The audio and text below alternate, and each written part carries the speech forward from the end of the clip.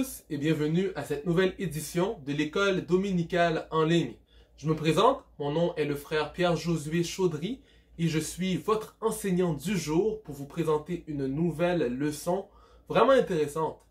Donc, comme à notre habitude, je veux vous rappeler, l'EDEL, c'est quoi? C'est un espace où est-ce qu'on fait une pause en famille, où est-ce qu'on peut étudier la parole de Dieu en famille afin d'être transformé à l'image de Christ en famille. L'objectif, c'est d'être conforme à l'image de notre Sauveur et Seigneur Jésus-Christ. Comme à notre habitude, nous allons prendre quelques mots de prière pour inviter la présence de Dieu parmi nous, pour qu'il puisse nous diriger dans cette réflexion et cette étude dans la bonne compréhension des paroles de Dieu. Donc prions ensemble. Laisse le Père Jésus-Christ, encore une fois, nous sommes dans ta présence bénie pour te dire merci. Merci pour ta grâce et ton amour envers nous, pour cette nouvelle semaine que tu nous permets d'avoir, Seigneur. Merci pour la vie que tu nous donnes. Merci de ce que tu nous as préservé. Merci de ce que tu es Dieu, Seigneur. Merci pour ce moment que tu nous donnes de plonger dans tes saintes écritures. Ô Dieu, je te prie d'illuminer les pages de ta sainte parole.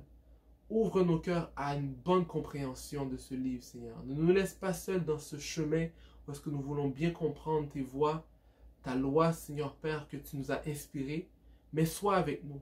Dirige-nous, Seigneur. Que tout esprit de confusion soit chassé au loin et qu'un esprit de liberté, qu'un esprit de clarté et qu'un esprit de compréhension, Seigneur Père, qui nous amène à salut, un esprit de repentance, Seigneur Père, puisse nous être inspiré à la réflexion de ces mots de la Bible.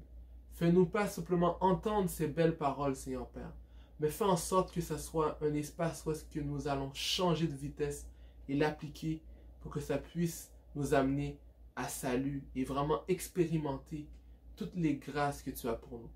Te disons merci et nous te faisons cette prière dans le nom précieux de ton Fils Jésus-Christ, par celui qui vit, par celui qui règne au siècle des siècles.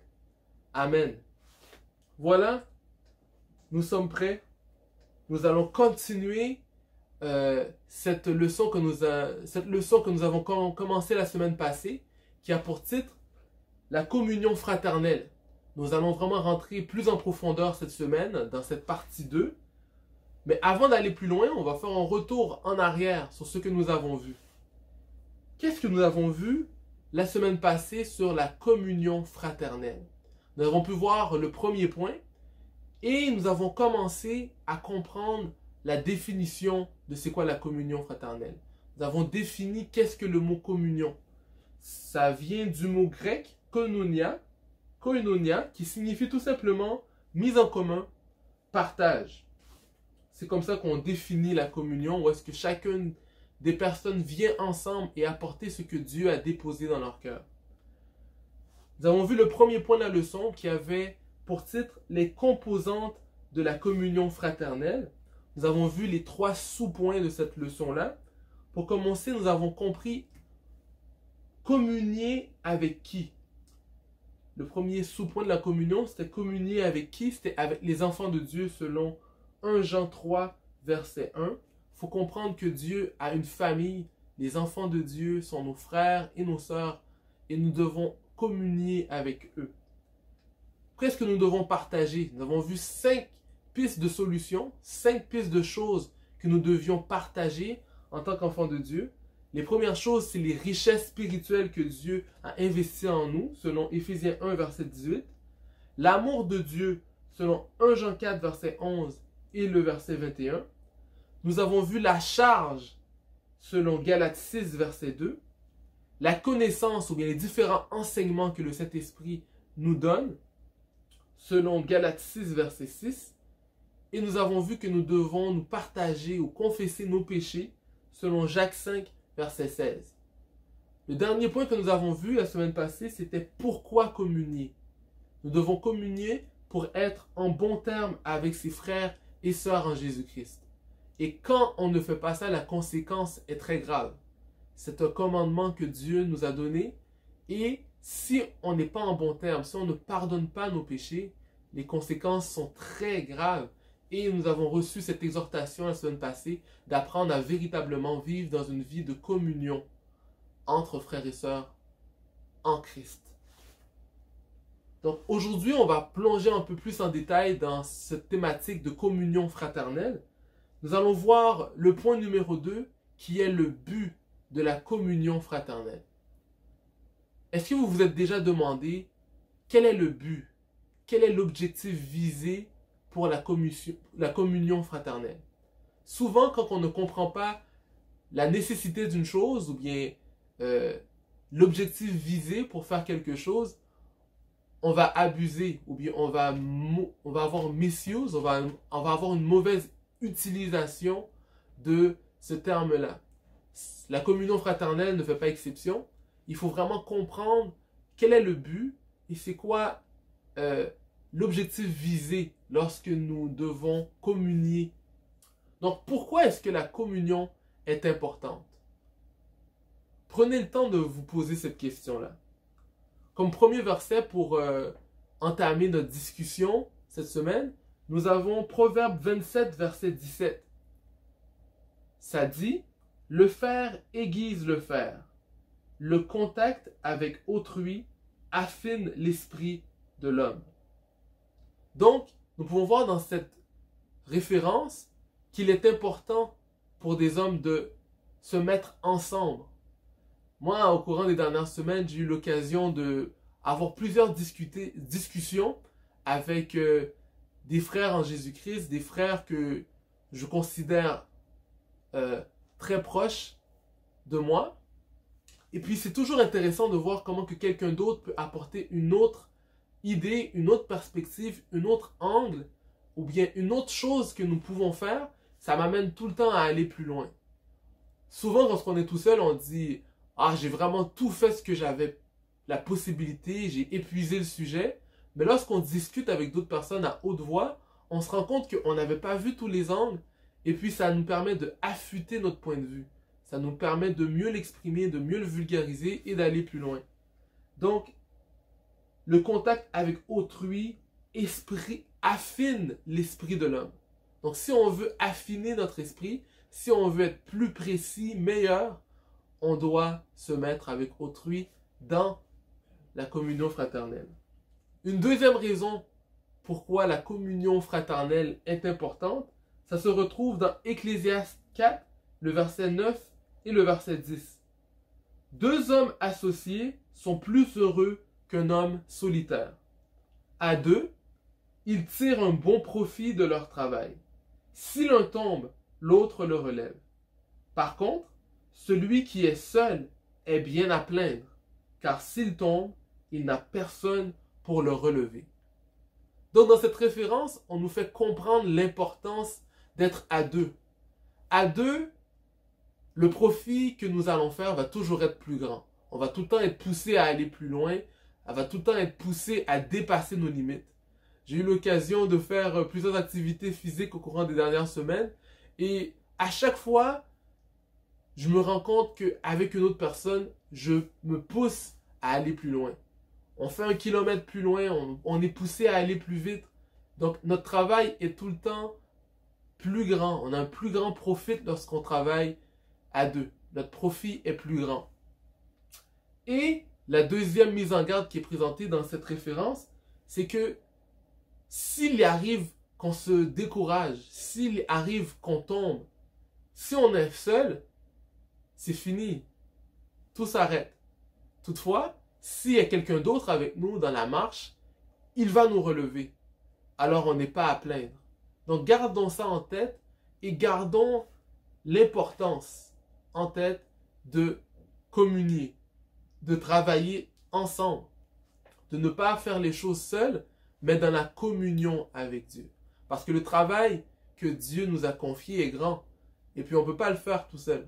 Si on le fait tout seul, on va facilement se décourager, pire encore, tomber dans le péché, et on va être séparé de la source qui nous permet de faire le travail de Dieu. Le prochain sous-point, c'est le but des rassemblements de chrétiens. Là, au cours des dernières semaines, on a pu voir que l'Église a changé. Il y a plusieurs personnes qui disent que c'est peut-être mieux, c'est peut-être différent, mais il y a un point qui est manquant lorsque on fait nos services sans les faire ensemble, sans qu'il y ait de rassemblement. Pour bien développer ce point, je vais lire pour vous Hébreux 10, le verset 24 et le verset 25. Ça se lit comme suit. Et veillons les uns sur les autres pour nous encourager mutuellement à l'amour et à la pratique du bien. Ne délaissons pas nos réunions, comme certains en ont pris l'habitude. Au contraire, encourageons-nous mutuellement, et cela d'autant plus que vous voyez se rapprocher le jour du Seigneur. Donc là, on n'est pas sans savoir, le jour du Seigneur est très proche. Plus que les jours avancent, plus que les jours se raccourcissent, à ce que le jour du Seigneur, Jésus-Christ va revenir. Mais, ce verset-là nous incite, nous exhorte que pendant que nous attendons que le Seigneur revienne, alors que les temps deviennent de plus en plus difficiles, nous avons comme devoir de nous encourager. Non seulement nous encourager, mais nous encourager mutuellement à l'amour et à la pratique du bien. Il ne faut pas juste s'encourager, continuer, mais d'être précis, s'encourager à pratiquer le bien. Parce que si on regarde autour de nous, on va plutôt être encouragé à faire toutes sortes de choses que le monde nous incite à faire. Mais entre chrétiens, lorsqu'on se met ensemble, au-delà de notre culte à Dieu, on va se encourager à faire ce que Dieu nous demande de faire, de nous aimer et de pratiquer des œuvres de justice. C'est ce que la Bible nous demande. Et lorsque nous ne sommes pas ensemble, lorsque nous ne sommes pas en communion avec d'autres croyants, c'est très difficile de s'encourager et de se mettre au défi de faire ce que Dieu nous demande. Il est facile de tomber dans une routine égoïste lorsque nous ne sommes pas ensemble. Lorsque nous pensons, lorsque nous voyons d'autres personnes, c'est alors que l'Esprit de Dieu nous incite, nous dit, nous donne une parole d'encouragement, une parole de connaissance, une parole pour permettre à notre frère d'aller plus loin. Mais tout seul dans notre coin, à l'instar de Néhémie, c'est facile de se décourager. Le but des rassemblements des chrétiens. Mais encouragez-vous les uns les autres, jour après jour, aussi longtemps qu'on peut dire aujourd'hui, afin qu'aucun d'entre vous ne se laisse tromper par le péché et ne s'endurcisse. Hébreux 3, le verset 13. Donc, dans l'autre référence, on avait vu que nous devons nous encourager dans l'amour, nous devons nous encourager à pratiquer des œuvres de justice, pratiquer le bien. Mais dans ce verset-là, on nous encourage à faire autre chose aussi. On doit s'encourager pour ne pas tomber dans le péché. S'encourager, être vrai entre nous, pour que dans notre lutte, dans notre marche avec Dieu, on ne s'endurcisse pas dans notre péché. Lorsqu'on est entre nous, lorsqu'on se confie, lorsqu'on confesse nos péchés les uns entre nous, on va vraiment comprendre que ce qu'on fait, ce n'est pas optimal. Ce qu'on fait, ce n'est pas la volonté de Dieu. Alors que lorsqu'on est seul, on va se justifier et on va dire Dieu comprend. Dieu comprend tous les efforts que je fais, mais ce péché mignon, il va comprendre que je ne le laisse pas tomber. Mais lorsqu'on est en communauté, on va se mettre au défi et on va voir que la personne à côté de nous reçoit la grâce de faire le bien. Et nous aussi, Dieu a la capacité de nous donner cette même grâce-là, d'avancer dans la route et de ne pas nous laisser seuls et de ne pas nous laisser dans le péché. Donc, la communion fraternelle, pourquoi? C'est pour s'encourager les uns les autres à ne pas rester dans le péché.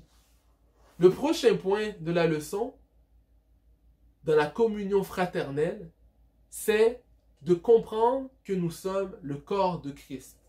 Donc le prochain point a pour titre le corps de Christ. Le prochain verset que nous devons lire a pour titre la relation qui unit les croyants. Nous lisons dans Colossiens 1er le verset 18. Il est lui-même la tête de son corps, qui est l'Église. Ce Fils est le commencement, le premier-né de tous ceux qui sont morts, afin qu'en toute chose, il ait le premier rang. Donc là, dans ce verset, on met en évidence que l'Église est un corps. Jésus-Christ est la tête de ce corps. Mais, ensemble, nous formons une communion, nous formons une unité qui est le corps de Christ. Et plus loin dans la leçon, nous allons comprendre que un corps est uni, est interdépendant les uns des autres. Mais qu'est-ce qui nous unit ensemble en tant qu'enfants de Dieu? C'est cette compréhension que nous formons un seul corps. Et ce corps-là, c'est un corps qui a pour mission d'exécuter le dessein et le désir de la tête. Tout le corps entier se met ensemble pour exécuter ce que la tête veut que le corps fasse. Donc pour mieux comprendre, je vais lire cette longue référence qui explique les responsabilités dans le corps. Pour plusieurs d'entre nous, c'est un texte qu'on a lu souvent, mais j'aimerais ça qu'on prenne le temps de vraiment s'arrêter sur chacun des détails dans ce texte-là pour qu'on puisse comprendre, nous, quelle est notre tâche, quelle est notre position, quelle est notre place dans le corps de Christ, quel membre est-ce qu'on occupe et quelle est la fonction que Dieu nous a donnée comme charge. Lisons ensemble 1 Corinthiens 12, du verset 14 au verset 27. Un corps n'est pas composé d'un membre ou d'un organe unique, mais de plusieurs. Si le pied disait, puisque je ne suis pas une main, je ne fais pas partie du corps, n'en ferait-il pas partie pour autant? Et si l'oreille se mettait à dire, puisque je ne suis pas un œil, je ne fais pas partie du corps, cesserait-elle d'en faire partie pour autant?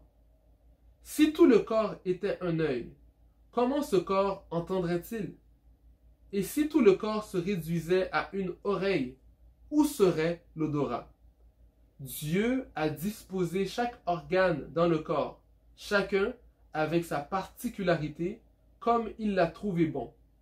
Car s'il n'y avait en tout et pour tout qu'un seul organe, serait-ce un corps? En fait, les organes sont nombreux, mais ils forment ensemble un seul corps. C'est pourquoi l'œil ne saurait dire à la main, je n'ai pas besoin de toi, ni la tête aux pieds, je ne peux très bien me passer de vous. Au contraire, les parties du corps qui nous paraissent insignifiantes sont particulièrement nécessaires. Celles que nous estimons le moins sont celles dont nous prenons le plus grand soin, et celles dont il n'est pas décent de parler, nous les traitons avec des écarts particuliers, dont les autres n'ont guère besoin. Dieu a disposé les différentes parties de notre corps de manière à ce qu'on honore davantage celles qui manquent naturellement d'honneur. Il voulait par là éviter toute division dans le corps et faire que chacun des membres ait le même souci des autres. Un membre souffre-t-il? Tous les autres souffrent avec lui. Un membre est-il à l'honneur? Tous les autres partagent sa joie. Or, vous êtes le corps de Christ, et chacun de vous, en particulier, en est un membre. 1 Corinthiens 12, du verset 14 au verset 27. Je vous invite vraiment à vous arrêter et à réfléchir sur ce passage que vous avez sûrement entendu à plusieurs reprises lorsque vous êtes dans l'Église. Ces versets plutôt mettent en évidence la différence de chacun des membres. Chaque membre ne peut pas être pareil. Chaque membre a une fonction différente. On met vraiment l'image, l'analogie par rapport à un corps humain. Un corps, plusieurs membres. Plusieurs membres, plusieurs fonctions, diversité et charge particulière. Donc, si c'est ton rôle d'entendre, c'est toi qui dois entendre. Et le fait que tu entendes fait bénéficier l'ensemble du corps de Christ. Donc, pour bien comprendre, pour bien voir, tu as ta responsabilité faisant partie du corps de Christ. Et c'est pour ça que dans la communion, on a cette fraction du pain. On fait la fraction du pain, où est-ce que on comprend que le corps de Christ a plusieurs morceaux. Mais dans ces plusieurs morceaux, chacun a sa place, chacun a sa part dans le corps. Dans la deuxième partie de cette référence, on parle de honneur. Les différentes parties du corps sont traitées différemment. Il y a des parties qui ont besoin de plus d'honneur que d'autres. Il faut le reconnaître. Ce n'est pas chacun des membres qui a besoin du même honneur, qui a la même protection, qui a la même sensibilité. La main, elle est forte, elle est capable de recevoir plusieurs chocs. Les jambes de même. Mais il y a d'autres membres qui sont à l'intérieur du corps, qui sont beaucoup plus sensibles, qui ont besoin de beaucoup plus de protection. Il ne faut pas penser que, tu n'es pas aussi chrétien que moi, tu n'es pas capable de recevoir les chocs que moi, la main, je suis capable de recevoir. Bien au contraire, si on se rend compte qu'une personne est plus sensible, on doit au contraire la protéger et on doit la couvrir de plus d'honneur. Mais pour comprendre qu'une partie ou bien un membre a besoin de plus de sensibilité, il faut passer du temps avec elle. Il faut passer du temps de communion, un temps de communion fraternelle avec ces personnes-là pour comprendre pourquoi elle est sensible, quelle est sa fonction et quel est l'avantage que moi, j'ai besoin de faire pour le protéger. Parce que si je ne protège pas mon rein comme du monde, je ne pourrai pas bien distiller l'eau que je bois et retirer tous les aliments, les propriétés, les nutriments qui se trouvent dans mon corps et pour pouvoir les relâcher, les déchets de mon corps. Donc, j'ai besoin de comprendre que mon rein est sensible, il fait une fonction et j'ai besoin de le protéger et c'est à mon avantage lorsque je le protège. Moi, je suis peut-être une main, je fais d'autres fonctions, mais les autres parties de mon corps ont aussi d'autres fonctions qui sont différentes, mais qui bénéficient l'ensemble du corps de Christ. Réfléchissez-y. Quelle est votre fonction? Avez-vous besoin d'honneur? Est-ce que vous avez besoin de plus d'honneur qu'une autre personne? Avez-vous besoin de plus de protection qu'une autre personne? Est-ce que c'est votre rôle de protéger l'autre personne? Pensez-y et repentez-vous pour que le corps de Christ en entier soit en bonne santé et puisse accomplir sa mission sur terre. Aujourd'hui, je vous présente une discussion qui a été présentée dans le livre. Donc, ne vous gênez pas pour rentrer dans les commentaires et d'entamer cette discussion-là. On va discuter ensemble. Cette discussion va comme suit.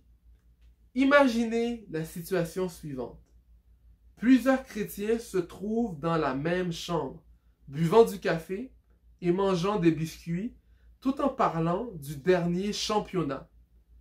La conversation s'oriente ensuite sur la question des animaux d'appartement. Puis, l'un d'eux raconte une plaisanterie qu'il a entendue récemment. Ils rient tous, puis discutent des prévisions du temps pour le lendemain. Ah, il va faire beau. Ah, il va plutôt pleuvoir, je crois. En partant, l'un d'eux dit « Ça fait du bien. On a vraiment eu une bonne communion fraternelle. » La question que je veux vous poser, est-ce que c'était vraiment une communion fraternelle selon ce que nous avons vu plus tôt? Pourquoi oui? Pourquoi non? La question vous est lancée. Bonne discussion! Pour finir aujourd'hui, je veux vous donner un devoir. Je veux vous donner la communion fraternelle en action.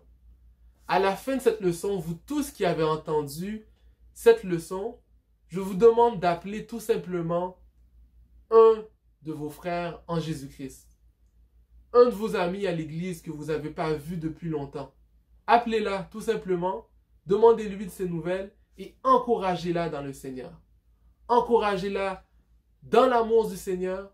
Encouragez-la à pratiquer le bien et encouragez-la à quitter le péché pour vivre une vie qui plaît à notre Sauveur et Seigneur Jésus-Christ. Voici, c'était tout ce que nous avions cette semaine à l'école dominicale en ligne, le DEL. Je vous remercie de m'avoir écouté. Je vous souhaite bon dimanche. Que Dieu vous bénisse.